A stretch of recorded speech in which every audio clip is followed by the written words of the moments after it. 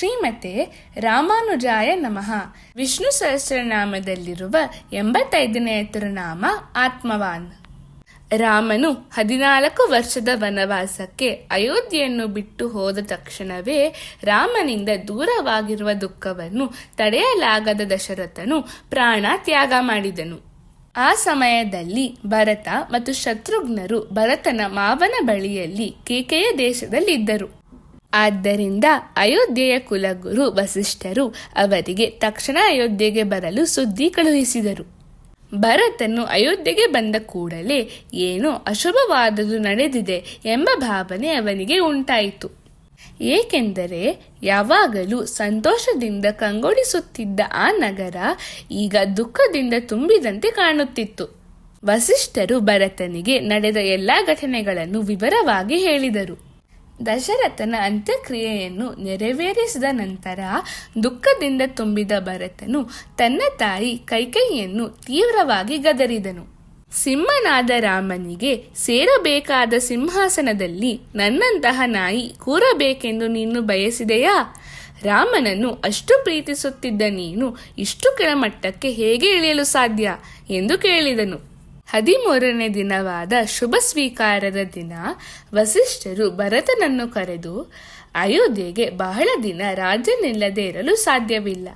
ಆದ್ದರಿಂದ ನೀನು ಪಟ್ಟಾಭಿಷೇಕಕ್ಕೆ ಸಿದ್ಧನಾಗು ಎಂದು ಹೇಳಿದರು. ಅದನ್ನು ಕೇಳಿದ ಭರತನು ದುಃಖದಿಂದ, ಇಕ್ಷ್ವಾಕು ವಂಶದ ಕುಲಗುರುವಾದ ನೀವು ನಮಗೆ ಧರ್ಮದ ಮಾರ್ಗವನ್ನು ತೋರಿಸಬೇಕಾದವರು. ಆದರೆ ನನಗೆ ಪಟ್ಟಾಭಿಷೇಕ ಮಾಡಿಸಬೇಕೆಂದು ಹೇಳುತ್ತಿದ್ದೀರಿ. ನಾನು ಮತ್ತು ಈ ರಾಜ್ಯವು ಎರಡೂ ರಾಮನಿಗೆ ಸೇರಿವೆ ಎಂದು ಹೇಳಿದನು. ಭರತನ ಮಾತಿನಲ್ಲಿ ಒಂದು ಆಳವಾದ ವೇದಾಂತ ಸತ್ಯವಿದೆ. ಉಪನಿಷತ್ಗಳಲ್ಲಿ ಹೇಳಿರುವಂತೆ ಚಿತ್ ಮತ್ತು ಅಚಿತ್ ಎಲ್ಲವೂ ನಾರಾಯಣನಿಗೆ ಸೇರಿವೆ. ಚಿತ್ ಎಂದರೆ ಜ್ಞಾನ ಮತ್ತು ಚೇತನ ಹೊಂದಿರುವ ಜೀವಿಗಳು, ನಮ್ಮಂತಹ ಜೀವಾತ್ಮಗಳು. ಅಚಿತ್ ಎಂದರೆ ಚೇತನವಿಲ್ಲದ ವಸ್ತುಗಳು, ಜಗತ್ತಿನಲ್ಲಿರುವ ಎಲ್ಲಾ ಪದಾರ್ಥಗಳು. ಉದಾಹರಣೆಗೆ, ಒಬ್ಬ ವ್ಯಕ್ತಿ ಪ್ರವಾಸಕ್ಕೆ ಹೋಗುತ್ತಾನೆ ಎಂದು ಅಂದುಕೊಳ್ಳೋಣ. ಆಗ ಅವನು ತನ್ನ ಗಿಡವನ್ನು ನೋಡಿಕೊಳ್ಳಲು ಮಡಿಕೆಗೆ ಹೇಳಬಹುದೇ? ಅಥವಾ ಮೇಜನ್ನು ನೋಡಿಕೊಳ್ಳಲು ಕುರ್ಚಿಗೆ ಹೇಳಬಹುದೇ? ಅದು ಸಾಧ್ಯವಿಲ್ಲ. ವಸ್ತುಗಳನ್ನು ನಿಜವಾಗಿ ನೋಡಿಕೊಳ್ಳುವವನು ಅವುಗಳ ಯಜಮಾನನೇ. ಅದೇ ರೀತಿ ರಾಜ್ಯವೂ ರಾಮನದ್ದೇ. ನಾನು ರಾಮನಿಗೆ ಸೇರಿದವನು. ಆದ್ದರಿಂದ ನಾನು ರಾಜನಾಗಿ ರಾಜ್ಯವನ್ನು ಆಳಲು ಸಾಧ್ಯವಿಲ್ಲ.